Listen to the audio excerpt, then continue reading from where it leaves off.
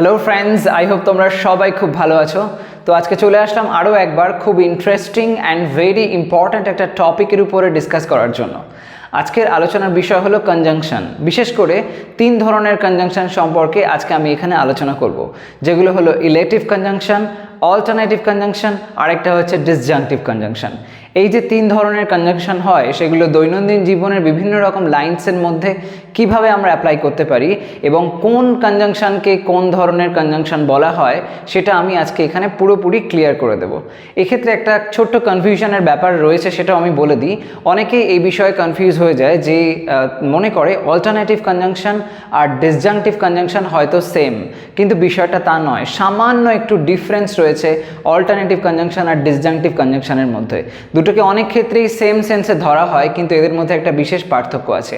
তো আমি এগুলোর ডেফিনেশনটা প্রথমে দেব না, ইনস্টিড আমরা এখানে লাইনগুলোকে ট্রান্সলেট করব এবং ট্রান্সলেশনের মধ্যে দিয়ে আমরা যে অর্থটা খুঁজে পাবো, তার মধ্যে দিয়ে আমরা ডেফিনেশনটাকে বোঝার চেষ্টা করব। আমি ডেফিনেশনটা বা সংজ্ঞাটা ডেফিনেটলি তোমাদেরকে দেব, কিন্তু তার আগে এই ট্রান্সলেশনটা করা প্রয়োজন আছে, কারণ ট্রান্সলেশনগুলোর মধ্যে দিয়ে যদি আমরা ডেফিনেশনটাকে বুঝতে পারি, তাহলে সেই জিনিসটা পুরোপুরি মাইন্ডে থেকে যাবে। আদারওয়াইজ শুধুমাত্র ডেফিনেশন তোমাদের আমি বলে দিলাম, তোমরা শুনে নিলে যে হ্যাঁ এই জিনিসটাকে বলে, বাট তারপরে তোমরা প্র্যাকটিস করতে গেলে তখন কিন্তু ওই জিনিসটাকে ঠিকভাবে বুঝবে না। তাই প্রথমে প্র্যাকটিস হোক, তারপরে আমরা সেই অর্থ যেটা দাঁড়াচ্ছে, যে অ্যাকচুয়াল সংজ্ঞাটা, সেটা ওর থেকে আমরা ফাইন্ড আউট করে নেব। ওকে, তো এইসব টাইম ওয়েস্ট না করে আজকে টপিকটাকে এবার স্টার্ট করা যাক। প্রথম যে লাইনটা দেখো, সেই লাইনটাকে যদি আমরা ট্রান্সলেট করি তাহলে কেমন হতে পারে? কি বলা হচ্ছে? সে দুঃখী ছিল, সে দুঃখী ছিল, তাই জন্য কি হলো? তাই সে হাসছিল না। এই লাইনটা যদি আমরা ট্রান্সলেট করি একদম সহজ সরলভাবে, কি হতে পারে? প্রথমে সে দুঃখী ছিল, তার মানে এটা অতীতকালে বলা হচ্ছে, সিম্পল পাস্ট টেন্স। তো এটা কিভাবে লেখা যেতে পারে? হি ওয়াজ স্যাড বা শি ওয়াজ স্যাড। লিখে দিই, শি ওয়াজ স্যাড, সে দুঃখী ছিল। এবার কি? তাই সে হাসছিল না। লেখা যাক, তাই সেন্সে আমরা কি ব্যবহার করতে পারি? তাই বা সুতরাং সেন্সে আমরা ব্যবহার করতে পারি সো। সেটা লেখা যাক, সো। সো সে, তাই সে হাসছিল না। শি ওয়াজ নট, হাসছিল না, কন্টিনিউয়াস টেন্স, লাফিং, পাস্ট কন্টিনিউয়াসে বলা হয়েছে। she was sad so she was not laughing. ওকে, এই লাইনটার মধ্যে কনজাংশন কি আছে? আছে so। তো এই যে so যে কনজাংশনটা ব্যবহার হয়েছে, এই কনজাংশনটাকে বলা হয় ইলেটিভ কনজাংশন। ওকে, ইলেটিভ কনজাংশন। এই ইলেটিভ কনজাংশন কেন? এর মানেটা কি দাঁড়াচ্ছে দেখো। এখানে যে লাইনটা বলা হয়েছে, প্রথম যে অংশটা, সেটার দিকে খেয়াল করো। এখানে কি বলা হয়েছে? she was sad, সে ছিল দুঃখী। এবার তার এই দুঃখী হওয়া, এই যে দুঃখী হয়েছে সে, সেই অর্থটা থেকেই আমরা আরেকটা অর্থ যখন খুঁজে পাই, এই অর্থটা থেকে প্রথম সেন্টেন্সটার মধ্যে থেকে যখন দ্বিতীয় সেন্টেন্সের আর কি উৎপত্তিটা ঘটে, তখন সেক্ষেত্রে আমরা যে কনজাংশন ব্যবহার করি সেটা হয় ইলেটিভ কনজাংশন। তাহলে ইলেটিভ কনজাংশন আমরা কাকে বলতে পারি? সংজ্ঞাটা কি দাঁড়াচ্ছে? যখন দেখা যায় একটা সেন্টেন্সের থেকে, একটা বাক্য থেকে আরেকটা বাক্য সৃষ্টি হচ্ছে, একটা বাক্যের সূত্র ধরে আরেকটা বাক্য তৈরি হচ্ছে, তখন সেক্ষেত্রে আমরা ইলেটিভ কনজাংশনের ব্যবহার দেখতে পাই। ওকে, তার জন্যই এখানে যে সো ব্যবহার হয়েছে, তাই বা সুতরাং অর্থে এখানে যে তাই সেন্সটা বা সো সেন্সটা ব্যবহার হচ্ছে, তো সেই জন্য এখানে যে সো ব্যবহার হয়েছে, এটা ওই আগে বলা যে ক্লজটা শি ওয়াজ স্যাড, ওখান থেকে একটা সূত্র টেনে তারপরে আরেকটা পয়েন্ট বলছে যে শি ওয়াজ নট লাফিং, তাই জন্য এটা হচ্ছে ইলেটিভ কনজাংশন। ওকে, নেক্সট লাইনটা দেখো, দেখা যাক সেখানে আমরা কোন ধরনের কনজাংশন খুঁজে পাচ্ছি। কি বলা হচ্ছে? সব স্পষ্ট করে ব্যাখ্যা করা হয়েছে, সেই জন্য আমাদের কোনো সংশয় নেই। এই যে লাইনটা এখানে দেখো, প্রথম অংশ সব স্পষ্ট করে ব্যাখ্যা করা হয়েছে, এই যে অংশটা এখানে বলা হয়েছে, এই পার্টটার পরে যখন দ্বিতীয় অংশটা শুরু হচ্ছে, যেখানে বলা হচ্ছে সেই জন্য আমাদের কোনো সংশয় নেই, এখানে এই যে সেই জন্য বিষয়টা বলা হচ্ছে, এটার মধ্যে দিয়ে আমরা বুঝতে পারছি প্রথম অংশে যে কথাটা বলা হয়েছে সেখান থেকে একটা অর্থ টেনে পরের অংশটা কিন্তু লেখা হয়েছে। এই ঘটনাটা ঘটলো, সেই কারণে বা সেই জন্য পরবর্তী বিষয়টা আসলো। তাহলে প্রথম অংশটার থেকে আরও একবার দ্বিতীয় একটা অংশের উৎপত্তি হচ্ছে। তো সেই সেন্সে আমরা বলতে পারি এই ধরনের যে কনজাংশনটা এখানে আমরা ব্যবহার করব এটাও হবে ইলেটিভ কনজাংশন। ওকে, তো লেখা যাক, লাইনটাকে ট্রান্সলেট করা যাক। প্রথমে বলা হচ্ছে সব স্পষ্ট করে ব্যাখ্যা করা হয়েছে, স্পষ্ট করে ব্যাখ্যা করা হয়েছে, করেছে, খেয়েছে, গিয়েছে, এই জাতীয় জাতীয় সেন্স যখন আসে আমরা তখন প্রেজেন্ট পারফেক্ট টেন্সের ব্যবহার করি। এখানেও এক্স্যাক্টলি তাই করব, সব স্পষ্ট করে ব্যাখ্যা করা হয়েছে। তো সব সেন্সে এভরিথিং লিখতে পারি, এভরিথিং। এবার দেখো কাজটা যেভাবে বলা হয়েছে এটা কারোর দ্বারা হয়েছে, সব ব্যাখ্যা করেছে, হয়তো টিচার ব্যাখ্যা করেছেন হতে পারে। তো সেই জন্য কাজটা যেহেতু অন্যের দ্বারা হয়েছে তো এটা হলো প্যাসিভে ফর্ম। তো প্যাসিভে লাইনটা লিখবো আমরা everything has been. Everything has been ব্যাখ্যা করা মানে কি? এক্সপ্লেইন করা। এভরিথিং হ্যাজ বিন এক্সপ্লেইনড, কমা সেই জন্য, সেই জন্য সেন্সে therefore। ওকে, therefore সেই জন্য, therefore কি? আমাদের কোনো সংশয় নেই। therefore we, এর পরেও একটা কমা দিতে পারো, we don't have কোনো সংশয় নেই, any doubt, we don't have any doubt। ওকে, অথবা এটা এরকম ভাবে বলা যেতে পারে উই হ্যাভ নো ডাউট, এরকম ভাবে বলতে পারি। যাই হোক, সো এখানে যে অংশটা দেখতে পাচ্ছি everything has been explained therefore we don't have any doubt. তো এই যে সেন্সটা এখানে দেখলাম, এখানে এই দেয়ারফোর এই যে কনজাংশনটা ব্যবহার হলো সেটা আগের যে বলা লাইনটা সেখান থেকে একটা সূত্র ধরে সে কিন্তু পরের অংশটাকে বলল। তো সেই জন্য এটাও হয়ে যাচ্ছে ইলেটিভ কনজাংশন, ঠিক যেমনটা সো এর ক্ষেত্রে হয়েছিল। সো কিন্তু আগের যে অংশটা শি ওয়াজ স্যাড ওখান থেকে একটা পয়েন্ট নিয়ে সেই পয়েন্টের সূত্র ধরে পরের অংশটা বলল। তো সেই জন্য এটা হয়েছে ইলেটিভ কনজাংশন। উভয় ক্ষেত্রেই আমরা ইলেটিভ কনজাংশনের ব্যবহার দেখতে পেলাম। ওকে, নেক্সট লাইনটা দেখো, হয় তুমি যাও বা আমি যাই, বিষয়টা একই। তো এই যে লাইনটা এখানে দেখো, প্রথম দিকের যে সেকশনটা আছে যেখানে বলা হচ্ছে হয় তুমি যাও বা আমি যাই, একটা এবং আরেকটা দুটো যেন চয়েস দেয়া হয়েছে, দুটোর মধ্যে যে কোনো একটা যেন ঘটবে, এরকম ধরনের একটা সেন্স। যখন দেখবে এরকম ধরনের একটা ওয়েতে কথা বলা হচ্ছে যেখানে হয় এটা হোক বা ওটা হোক, হয় তুমি যাও বা আমি যাই, এই ধরনের সেন্সগুলো যখন আসে সেক্ষেত্রে আমরা ইদার অর এর ব্যবহার করতে পারি। ইদার অর বা আইদার অরও তোমরা বলতে পারো। যদি ব্রিটিশ প্রনাউন্সিয়েশন করো তাহলে আইদার বলবে, আর যদি আমেরিকান প্রনাউন্সিয়েশন করো তাহলে ইদার বলবে। ওকে, সো এখানে ইদারের ব্যবহার করে আমরা লাইনটাকে লিখতে পারি, হয় তুমি যাও বা আমি যাই। লেখা যাক, হয় তুমি যাও বা আমি যাই, either you go or either you go or I go,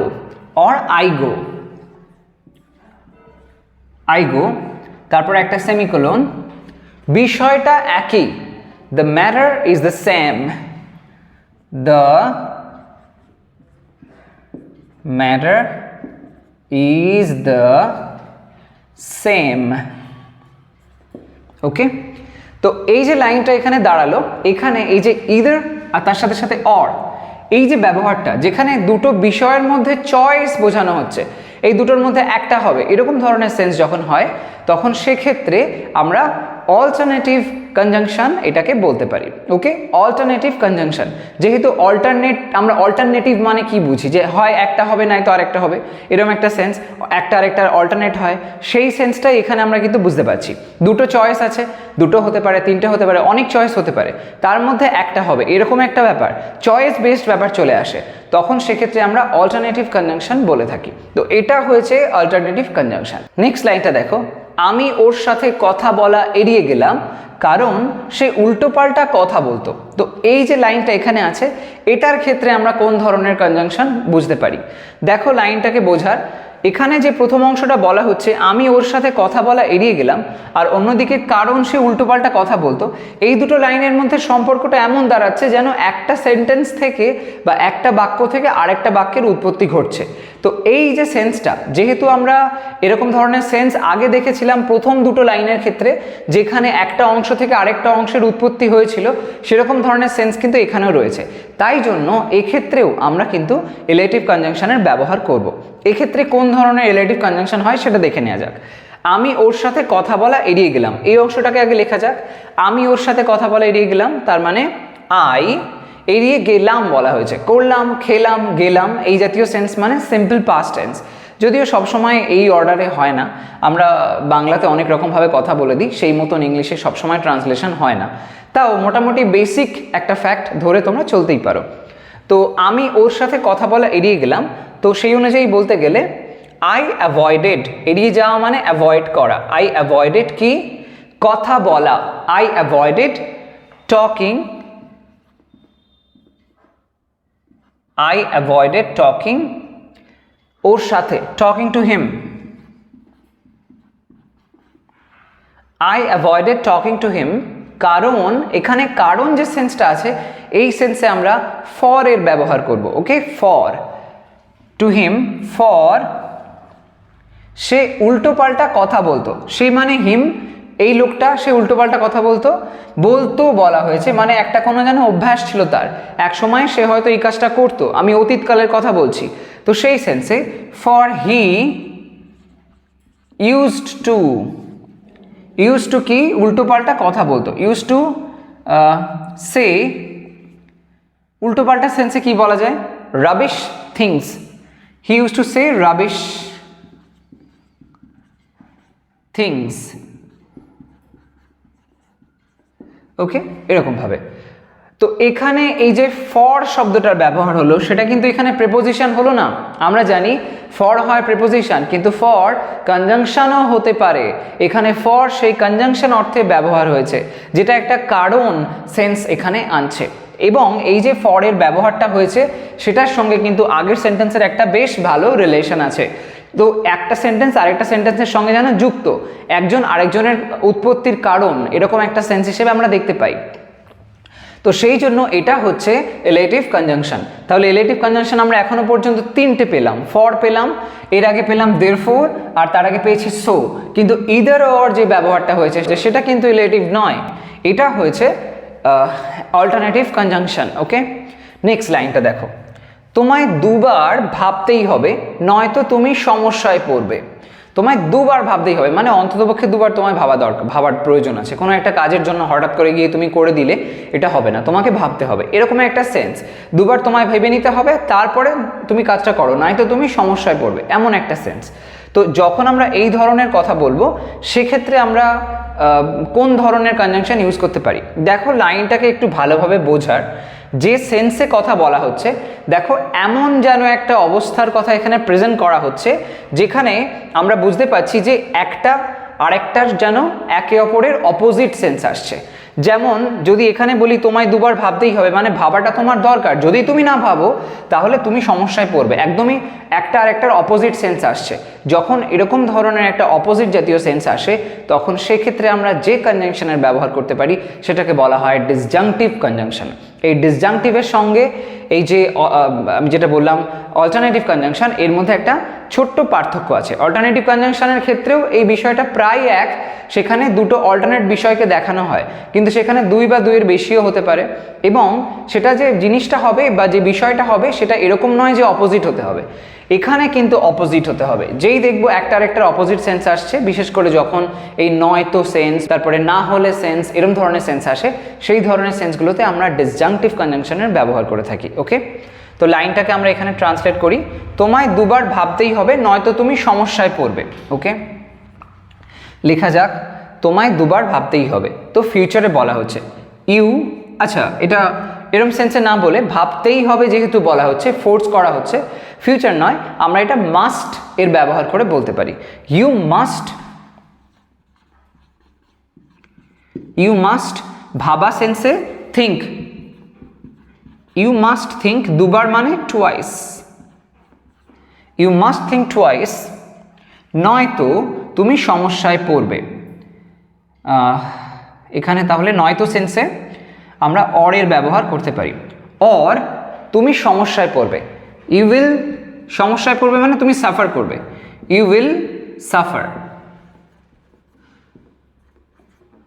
okay, or you will suffer. তো এখানে এই যে সেন্সটা আসলো, এই যে অরের ব্যবহারটা হলো, দেখো যেন একটা আরেকটার অপোজিট সিচুয়েশনকে প্রেজেন্ট করছে। তো এরকম ধরনের সেন্সে আমরা এটাকে ডিসজাংটিভ কনজাংশন বলবো, ওকে। তাহলে এই বিষয়টাকে অবশ্যই খেয়াল রাখবে যখন এরকম ধরনের লাইনের পার্থক্য দেখবে যেখানে অরের ব্যবহার হচ্ছে, অর দিয়ে দুটো অংশকে বলা হচ্ছে, তখন সেক্ষেত্রে জানবে যে কনজাংশন যেটা আমরা বলবো অরকে, সেটা হচ্ছে ডিসজাংটিভ কনজাংশন, ওকে, ডিসজাংটিভ কনজাংশন।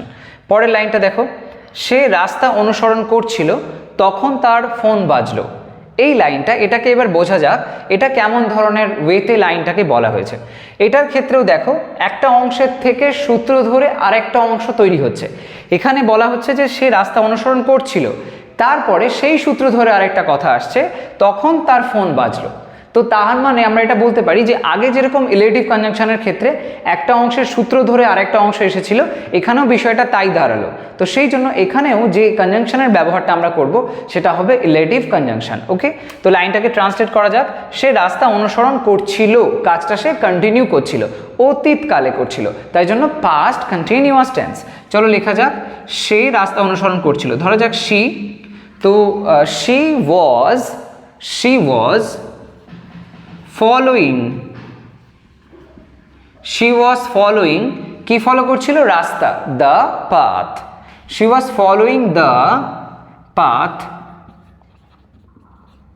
কমা দাও, তারপরে কি? তখন তার ফোন বাজলো, তখন। তো এই তখন সেন্সে দেন কি হলো? তার ফোন বাজলো, তার মানে করলো, খেলো, গেল, এই জাতীয় সেন্স আসছে, তো সিম্পল পাস্ট টেন্স।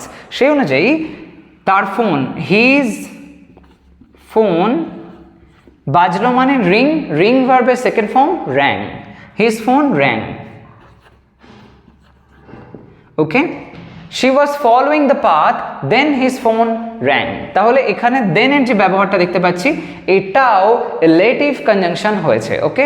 আগে যেরকম হয়েছিল সেরকমই, একটা অংশের সূত্র ধরে আর একটা অংশ আমরা এখানে লিখলাম। এবার নেক্সট লাইনটা দেখো, না সে স্বীকার করলো, না তারা তাকে জোর করা বন্ধ করলো। এই যে সেন্সটা, এটাও দেখো ওই যে লাইনটা আমরা লিখলাম, হয় তুমি যাও বা আমি যাই, এই ধরনের একটা সেন্স নিয়ে আসছে, একটা যেন চয়েস দিচ্ছে, একটা অল্টারনেট ব্যাপার আসছে। তো তার জন্য এটা অল্টারনেটিভ কনজাংশন আমরা বলতে পারি, ওকে। তো সেই অনুযায়ী না সে স্বীকার করলো, না তারা তাকে জোর করা বন্ধ করলো। আগের ক্ষেত্রে আমরা ইদার অর ব্যবহার করেছিলাম, সেখানে একটা অ্যাফার্মেটিভ বা হ্যাঁ বোধক সেন্স ছিল, সেখানে কোনো না এর সেন্স ছিল না, কিন্তু এখানে না জাতীয় সেন্স আসছে, তো সেই অর্থে আমরা নিদার নর এর ব্যবহার করব, ওকে। তো লাইনটা লেখা যাক সেইভাবে, না সে স্বীকার করলো। তো এই অনুযায়ী যদি আমরা লিখি, নিদার, স্বীকার করলো বলা হয়েছে, তার মানে এটা সিম্পল পাস্ট টেন্স। তো এবার স্বীকার করা সেন্সে কনফেস, তো সেই অনুযায়ী নিদার শি কনফেসড এরকমভাবে বলতে পারি, আবার নিদার ডিড শি কনফেস এরকমভাবেও বলা যায়। তো চলো আমরা সেটা লিখি, neither did she confess, she confess,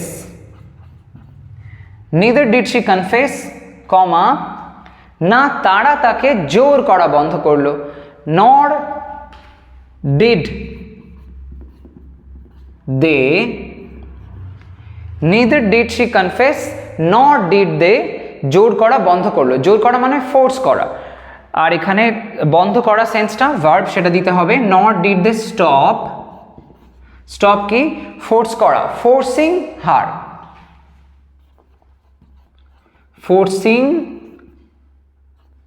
forcing হার, ওকে।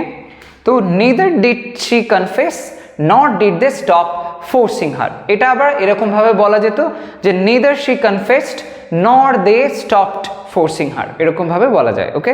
তো যাই হোক, তো এখানে যে neither nor এর ব্যবহারটা হলো, এটা বোঝাচ্ছে অল্টারনেটিভ কনজাংশন। এই প্রসঙ্গে আরও একটা কথা তোমাদের বলে রাখি, মডার্ন ডেজে আমরা এই কনজাংশন, যে অল্টারনেটিভ কনজাংশন আর ডিসজাংটিভ কনজাংশন, এদের মধ্যে যে পার্থক্যটার কথা আমি বললাম, এটা অতটা কিন্তু ভেবে দেখা হয় না। কমনলি সবই অল্টারনেটিভ কনজাংশনের মধ্যে এরকম ধরনের যা আছে, ইদার অর, নিদার নর, অর, সব কিছুকে একসাথে অল্টারনেটিভের মধ্যে ফেলে দেওয়া হয়। কিন্তু যদি একটু খেয়াল করা যায় তাহলে বোঝা সম্ভব যে ডিসজাংটিভ আর অল্টারনেটিভের মধ্যে একটা বিশেষ পার্থক্য আছে। সেটা হলো এরকম ধরনের, আমি আরেকবার বিষয়টা বুঝিয়ে দিচ্ছি। অল্টারনেটিভ কনজাংশন হচ্ছে সেইটা যেখানে হয়তো চয়েস থাকতে থাকতে পারে যে একটা চয়েস এটা হবে অথবা আরেকটা হবে, এরকম একটা সেন্স আসে। এবার যদি এরকমও হলো যে হয়তো চয়েসের সংখ্যা অনেক বেশি আছে, অনেক কিছু রয়েছে, তার মধ্যে থেকে একটা তুমি নির্বাচন করতে পারো, এরকম ধরনের সেন্স যখন বোঝায় তখন সেক্ষেত্রে আমরা অল্টারনেটিভ কনজাংশন করি। তো তার জন্য ইদার অর নিদার নর হচ্ছে বেস্ট আর কি বলা যেতে পারে বেস্ট এক্সাম্পল। ওকে, এবার যদি আমরা ডিসজাংটিভ কনজাংশনের কথা ভাবি তাহলে সেটা হচ্ছে এরকম যেখানে একটা আরেকটার অপোজিট জাতীয় সেন্স আসে, বা বলতে পারো এরকম হতে পারে এক কথায় যদি বুঝতে হয় যখন দুটো স্টেটমেন্টই একসাথে সত্যি হবে না এরকম ধরনের, বা দুটো স্টেটমেন্টই একসাথে মিথ্যে হবে না এরকম ধরনের সেন্স যখন আসে সেটা হয় ডিসজাংটিভ কনজাংশন। যেমন তুমি যদি ধরো এইখানে যে দুটো লাইন আমরা পরপর দেখতে পাচ্ছি, এই লাইনটাকে যদি দেখা যায় যে তোমায় দুবার ভাবতেই হবে নয়তো তুমি সমস্যায় পড়বে, এই দুটো লাইন কি একসাথে সত্যি হতে পারে? সত্যি একসাথে তো হতে পারে না, কারণ এখানে বলা হচ্ছে তোমায় দুবার ভাবতেই হবে। এবার যদি তুমি দুবার ভাবো তাহলে কি হবে? যদি তুমি দুবার ভাবো তাহলে তুমি আর সমস্যায় পড়বে না, তোমার সিচুয়েশনটা ভালো হবে। তো তাই জন্য এখানে তুমি সমস্যায় পড়বে এটা যদি একটা স্টেটমেন্ট ধরি, এই স্টেটমেন্টটা তার অপোজিট হলো, তাহলে আমরা যদি সেন্সটাকে বোঝার চেষ্টা করি দেখা যাচ্ছে যে একটা অংশ আর তারপরে আরেকটা অংশ, দুটো অংশ একসাথে কিন্তু সত্যি হয় না, একসাথে মিথ্যেও হয় না, একটার পরিপ্রেক্ষিতে আরেকটার ঠিক বা বেঠিক হওয়া নির্ভর করে। এই সেন্সটা আমাদেরকে বুঝতে হয়। সেটা কিন্তু যদি আমরা এই লাইনটার ক্ষেত্রে দেখি, হয় তুমি যাও বা আমি যাই, এটার ক্ষেত্রে কিন্তু সেই বিষয়টা আসছে না। দুটো ক্ষেত্রেই কিন্তু সেম একটা স্টেটমেন্টকে বোঝানো হচ্ছে, দুটোই একসাথে সত্যি, দুটোই একসাথে মিথ্যা। যেমন হয় তুমি যাও বা আমি যাই, মানে কি তোমার যাওয়া বা আমার যাওয়া আলাদা কিছু নয়, উভয় ক্ষেত্রেই বিষয়টা একই বলা হলো, তাহলে দুটো স্টেটমেন্টই সেম টাইপের কনসেপ্ট দিল। নেক্সট এই লাইনটা দেখো কোথায় গেল, এই যে না সে স্বীকার করলো না তারা তাকে জোর করা বন্ধ করলো, দুটোই কিন্তু একই রকমেরই ফ্লো বোঝাচ্ছে, দুটো জিনিসেই একই টাইপের অ্যাক্টিভিটি বোঝানো হচ্ছে। তো তার জন্য একই ধরনের সেন্স যেহেতু আসছে এখানে নিদার নরের ব্যবহার করেছে এবং সেটা হচ্ছে অল্টারনেটিভ কনজাংশন, কারণ এখানে কোনো অপোজিট জাতীয় সেন্স নেই।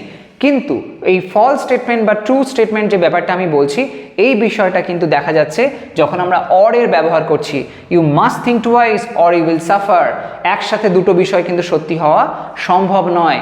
দুটো জিনিসের ক্ষেত্রে দেখা যাচ্ছে একটা সত্যি হচ্ছে তো অন্যটা মিথ্যে হয়ে যাচ্ছে, একটা জিনিস মিথ্যে হচ্ছে তো অন্যটা সত্যি হয়ে যাচ্ছে, এরকম ধরনের সেন্স আসছে, সেই জন্য এটাকে বলা হয় ডিসজাংটিভ কনজাংশন। ওকে, পরের লাইনটা দেখো, সেখানেও আমি এই ডিসজাংটিভ কনজাংশনের একটা এক্সাম্পল দিয়েছি, এটার মধ্যে দিয়ে বিষয়টা আরও ক্লিয়ার হয়ে যাবে।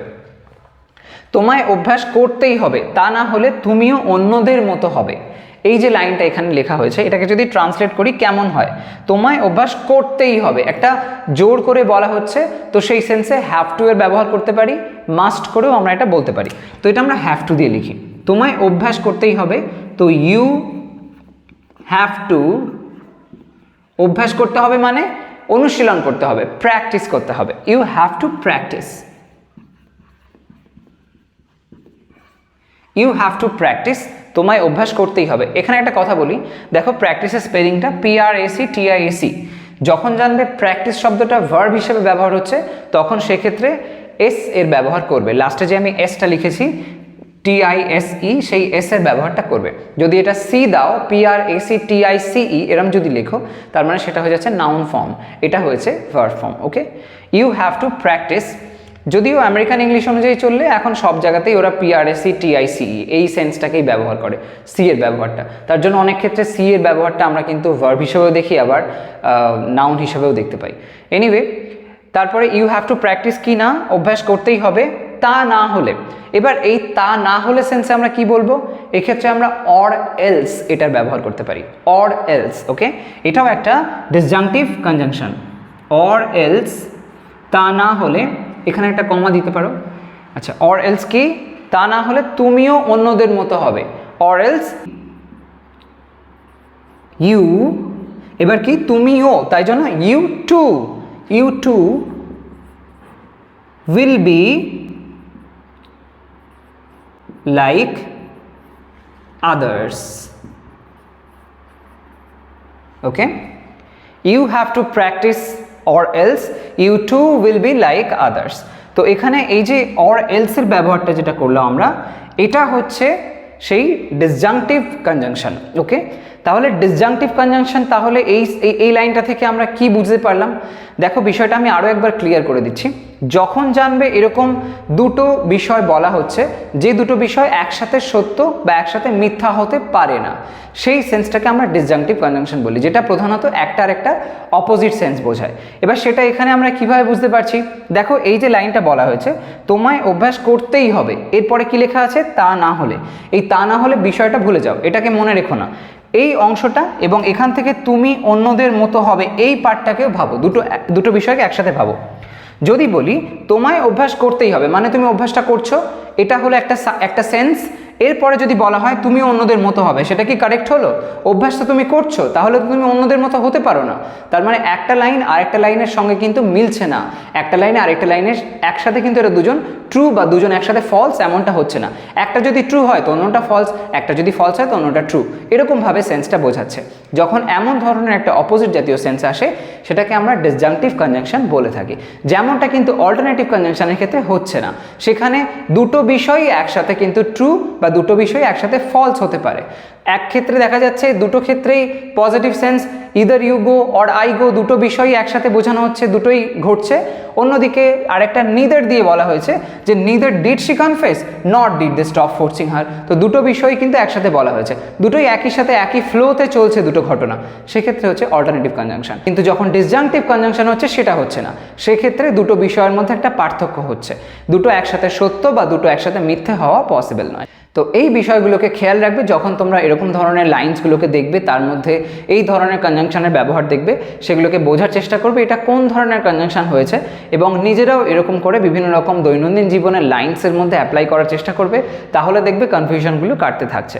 তো যাই হোক, এই রিলেটেড ম্যাটারে যদি কোনো কনফিউশন এখনও তোমাদের থেকে থাকে, আমাকে অবশ্যই সেটা কমেন্ট বক্সে জানিও। আর তাছাড়া যদি কোনো পার্টিকুলার ম্যাটারের উপরে তোমাদের ভিডিওর প্রয়োজন হয়, সেটাও আমাকে অবশ্যই কোনো ডাউট ছাড়া জানিও কমেন্ট সেকশানে, আমি ডেফিনেটলি সেই সংক্রান্ত ভিডিও নিয়ে আসবো। তো আজকের ভিডিও তবে এই পর্যন্তই, তোমরা সবাই ভালো থাকো, সুস্থ থাকো। নেক্সট ভিডিওতে চলে আসবো আরও একটা কোনো ইন্টারেস্টিং টপিক নিয়ে ডিসকাস করার জন্য। বাই।